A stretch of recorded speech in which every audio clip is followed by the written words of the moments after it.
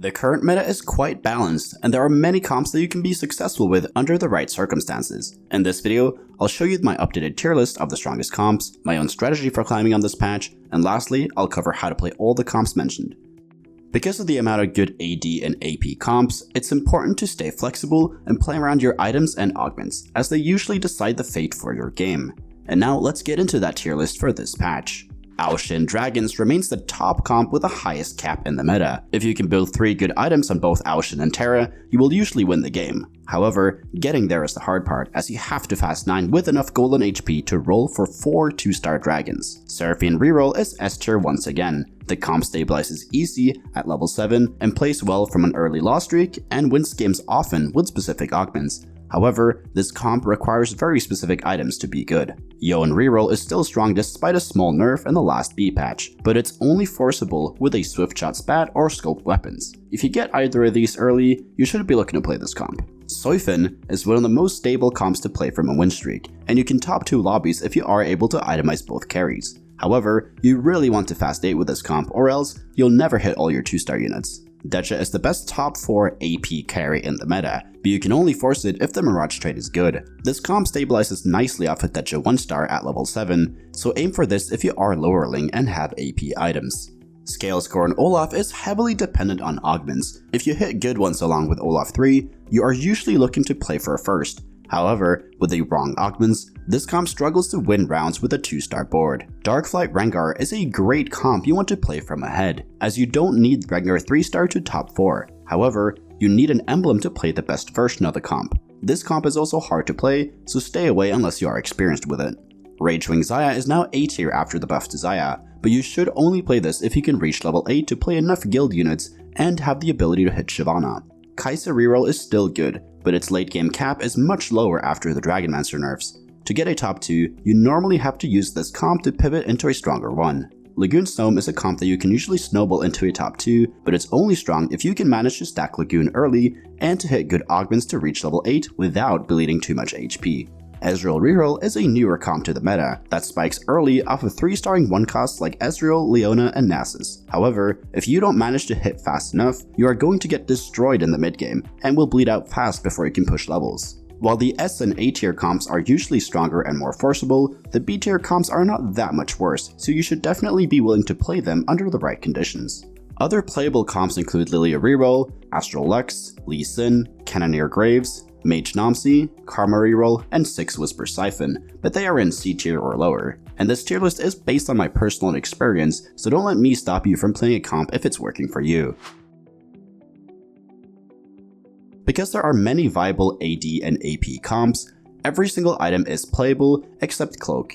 If you want to flex between everything, you should start Belt, but I don't recommend this for less experienced players. I personally like to start Sword, as it plays nicely towards many of the S and A tier comps. I default to Seraphine Graves or SOYFEN depending on my items and augments. If I find an early Olaf, I am willing to play Scalescore and Reroll, and if I hit Scope Weapons 2 or Swift Shot Spat early, I hard force Yone every time. I am also willing to play Rengar or Xayah if I am pointed in those directions. Bow is also an equally good AD flex option, as you can high roll into a free top 4 if you get good augments for Yone and Olaf, but it does have the drawback of being harder to play into Seraphine Graves. If you want to play AP comps, then Rod is the best opener. Much like Sword, Rod usually provides a good angle towards Seraphine, but you can also play Daeja or Soam. Ezreal Guardians is an option if you hit an early Ezreal 2-star with a Guardian frontline, and Yone Reroll is an option if you hit her, and the Shimmer item is good, but I generally use these comps as 2-star boards to tempo into Daeja or Shin. Tempo is king in this set, so you want to win streak if possible. Because of this, I almost never pre-level on stage 1-4, so I can hit my early 2-star 1-costs. Great items to play around in this patch include Rageblade, Archangels, Hodge, and Zeeks, but you should also be willing to slam some less optimal items for tempo if your board is strong or to save HP. Here is a rough tier list of all the early game champions, based on their individual strength and how well they fit in strong boards. The best carries are Ezreal 2, Rengar, and Volibear. The best boards include Jade with Bruisers or Warriors, Guardians with Swift Shots, Darkflight with Cabs, and Shimmer Scales with Dragonmancers. If you cannot win streak, then Astrals with Bruisers, or Mages, or Lagoon with Xayah are the most stable early game boards. Now let's take a look at all the comps mentioned here. First up we have Shin Dragons. If you are able to play this board, then you usually should do so, as it has the highest win rate in the game. However, you can only play this board at level 9, because you need to hit both Terra 2-star and Shin 2-star. Shin is our main carry, and he wants Archangels, Gunblade, and Sojin. Make whatever you can for him, as you need to focus on making items for either units instead in that case. If you don't hit Shin, you can also play Aesol, but he is usually a bit worse. Terra scales off the resistances, so her best items are Stoneplate, Bramble, and Declaw. We can play Shyvana and either Idis or Shi Oh Yu for 4 dragons. Usually Shi Oh Yu is better, as Mystic is important late game. Bard and Rakan are great additionals for Mystic and CC, but Soraka can also work. If your carry is Aesol, you should play Seraphine instead. Any augments that allow you to get through this board without sacrificing too much HP are great. Next up we have Seraphine Graves. This comp plays well from behind, so don't be scared to drop below 60 HP. When we reach level 7 at stage 3-5 or 4-1, we want to roll down for this board. This comp requires specific items to work, with the most important being Zeke's on Zeri, Morello on Seraphine, then Edge of Night on Graves. Do not prioritize more Seraphine items after Morello until you itemize Graves. And Graves wants any AD items that you can slam onto him. Some augments that lets you play for a first are Prep, Triforce, Better Together, Stand United, Cybernetic Implants, and Cybernetic Uplinks. Once you hit your board, you should push to level 8 if you have the HP or are strong enough. If you hit a strong board at level 7, do not waste time rolling for only Seraphine 3, as you can still do it at level 8. Zeri 3 is also worth going for if you can, as she is a great secondary carry. The last S tier comp is Yone Reroll. I only force this comp if I hit an early Swiftshot emblem or scoped weapons too, but these are usually a free top 4. You can also play this if you hit Scope Weapons 1 or an RFC, but those are much worse. The Swiftshot board looks like this. We slow roll for this board minus Xayah and Varus at level 6 until we 3-star Yone and Braum. Yone's only core item is Rageblade, and any damage or healing item on him like GS or Gunblade will work. If you are ahead of the lobby in tempo or HP, you can use Olaf's to try and 3-star him if you have extra items, but the priority is to push levels for Swiftshots or 4 warriors. If you hit Scoped Weapons 2, the board looks like this. Instead of stacking Swiftshots, we always play 4 warriors for more damage. Like the Swiftshot board, you should roll at level 6 for Yone 3 and Braum 3. The best items again are Rageblade, Giant Slayer, then Hodge or Gunblade. Next up is Daeja. There are multiple variations of this comp, but the most common is the Guardian variant. At level 7, we play this board minus Nunu. When you hit level 8, you have multiple options. Bard is the best, but if you don't hit him, play Nunu. You can also replace your frontline with Idis and Leona if you hit Idis with good tank items. And if you get +1 Guardian, you should always try to play 6 Guardian, as it is by far the best way to play this comp. Rolling at level 8 is the best, as our main carry is a 7-cost dragon, but we can't really do that every game. If you roll at level 7, try to stabilize with 1 Daeja and 1 Idis or Zippy 2-star, then go to level 8 if you can. Best items on Daeja depends on the Mirage variant. Build attack speed or crit for Spellsword, raw AP for Duelist and Executioners, and any combination of these for Warlords and Dawmbringers. A healing item like Hodge or Gunblade is also great on all but Dawmbringers. If you hit Guildspan, put it on Daeja as well. Zippy's best item by far are Sunfire and Spark to help our Daeja.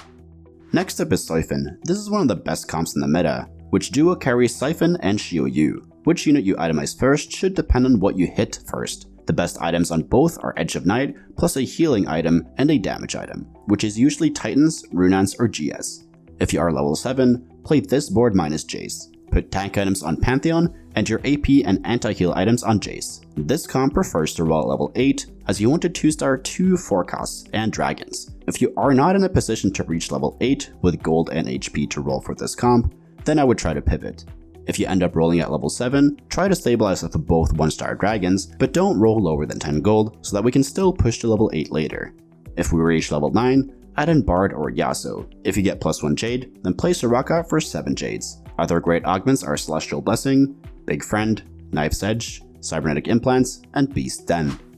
Scale Score on Olaf is a great comp that pushes into S tier with augments like Base Camp, Preparation, and Personal Training. This comp rolls for Olaf and Diana 3-star at level 7 with this board, with Zoe being a flex unit. Play Rakan over Zoe until you hit her, or Yone if you have +1 warrior. If you are contested or aren't in a position to hit Olaf 3-star, push to level 8 to fit in 4 warrior or Zoe plus Rakan or Nyla. The best items on Olaf are RFC, GS, and IE, but but Hodge, Runance, and Titans also work. Throw your tank items on Pantheon and AP items and Sunfire on Diana. Next up is Darkflight Rengar. This comp is strong, and it wins fights in two ways: Assassins killing the enemy backline, or Swain outscaling the enemy units with Darkflight Essence. This comp is matchup dependent, so scout the lobby to see what the others are playing. This comp usually beats Xayah and Daeja, but rarely beats Jade's. There are many forms of this comp, but the simplest ones are 6 Darkflight with 4 Assassins, or playing duplicate Darkflight units. If you roll at level 7, just play a second Rengar. Like Seraphine, do not stay at level 7 for Rengar 3 if you have the ability to go level 8, as you can hit Rengar 3 there as well. This comp has 2 core items, Ai on Rengar and Morello on Swain. After that, Swain wants tank items like Stoneplate, Bramble, and Declaw, while Rengar wants AD items like Runance and GS. You also need an uncraftable item to sacrifice for Darkflight Essence, or this comp won't work properly. Good augments include Double Trouble, Darkflight Crest, Knife's Edge, Implants, and Ascension. Next up is Xayah. Here you want to fast 8 for this board and play Zippy or Idis until you hit Shyvana.